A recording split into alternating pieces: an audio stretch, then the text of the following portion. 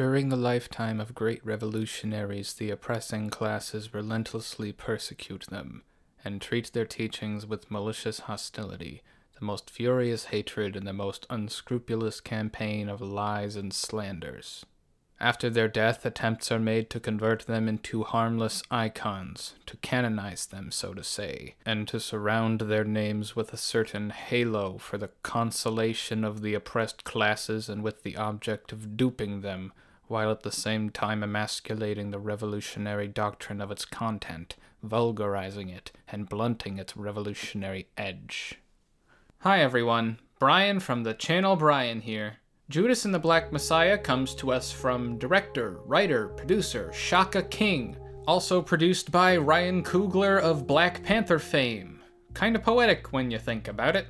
King hasn't done much since 2013 with his film Newlyweds, but however relatively new he is to mainstream features, this take on the run-of-the-mill Oscar season biopic is laced with a tad more anger and clarity. The controversy that clouds over this new film saying it'll condense Fred Hampton's revolutionary, challenging voice into an easily digestible pill of hegemony is a painful possibility, though. But Shaka King having at least a stake in this project creatively across the board tells me his vision is in there. And if you've seen his other work, King seems like he would at least try. Alas, there were a mix of ironies and contradictions I noticed about the film's very existence.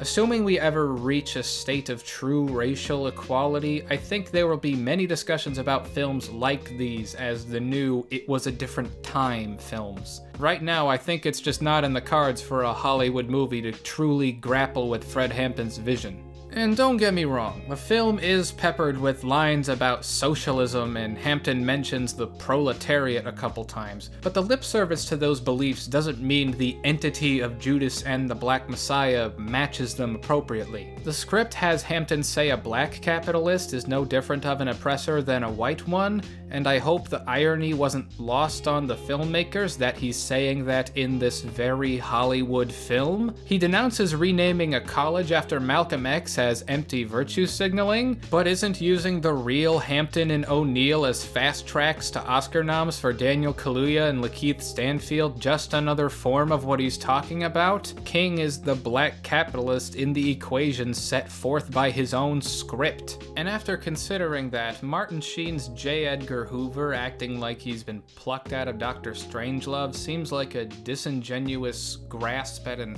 absolute villain when the situation at hand requires a bit more intricacy. You'd need to have only heard the callous depictions of the Black Panthers as killing spree enthusiasts to find Judas and the Black Messiah insightful. And from a guy who knows people who buy into that narrative, the fact Fred Hampton gets as mad as he does when someone suggests he blow up City Hall in this film is not a side of the Black Panthers they'd usually see.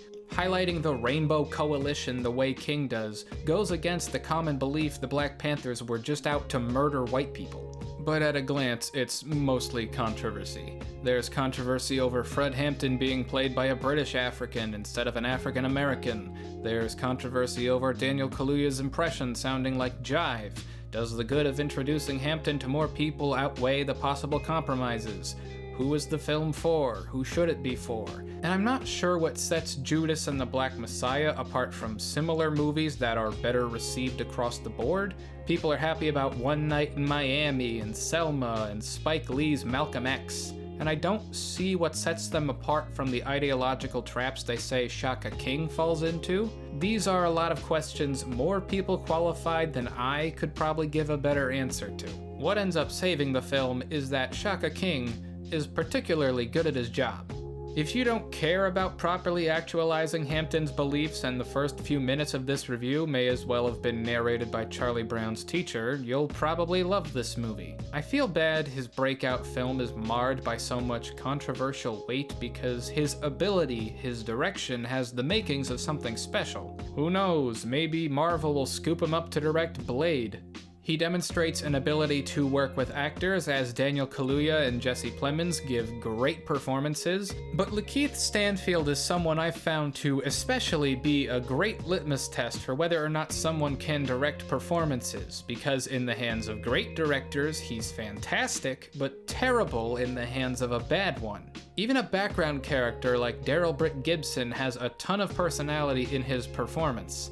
Dominique Fishback did a good job, but she looked a little too young compared to Kaluuya to play his love interest, only for me to look it up and find out she's just 2 years younger than him. More power to her, about to turn 30 but looks 18, good for you. As far as presentation goes, it's overall solid, although I noticed some moments of obvious dubbing. I'm of two minds when discussing this script because the dialogue and pacing of events are both well done, but it has a bit of a focus problem. There's an awkward balance to whether or not Hampton or O'Neill is what it wants to be about. It knows you're there to see Hampton, but this story demands the focus be on O'Neill. It finds its way eventually. It tells O'Neill's story well. The emotional intensity is exactly as high as it should be for this man caught between two worlds like a reverse Black Klansman. His fear, radicalization, and eventual guilt are all palatable, and Stanfield's performance lets them all shine. But in the possible defense that the film isn't supposed to be about Hampton's ideology because of that, that only makes for a narrative that serves to further lessen his voice by pushing him into the background. But I don't know. A little bit of perspective tells me that Oscar biopics get crushed under the hydraulic press of time and forgotten much quicker than most films. Yeah, you have your Gandhis and your Aaron Brockoviches, but those are fewer and far between than a trustworthy politician. Snowden, My Week with Marilyn, Chaplin, The Imitation Game, Foxcatcher, LBJ, Joy. Heck, Darkest Hour came out less than 4 years ago and nobody remembers it. 100 of these movies come out, 10 are decent, 5 are remembered after a decade, and maybe 3 are actually good. I don't want to see a so shocking voice like Hampton's get crushed by the hegemonic machine, but Judas and the Black Messiah will likely be forgotten by the masses before it even has a chance to be the Disney's Pocahontas people are afraid it'll be. By all accounts, I would give the film a 7 out of 10 right now. If something's problematic, I make the effort to admit that I'm enjoying it despite that, but unlike movies like The Help or Green Book where that's so worn on its sleeve to the point where there's no point in seeing it, I encourage people to see Judas and the Black Messiah and decide for themselves.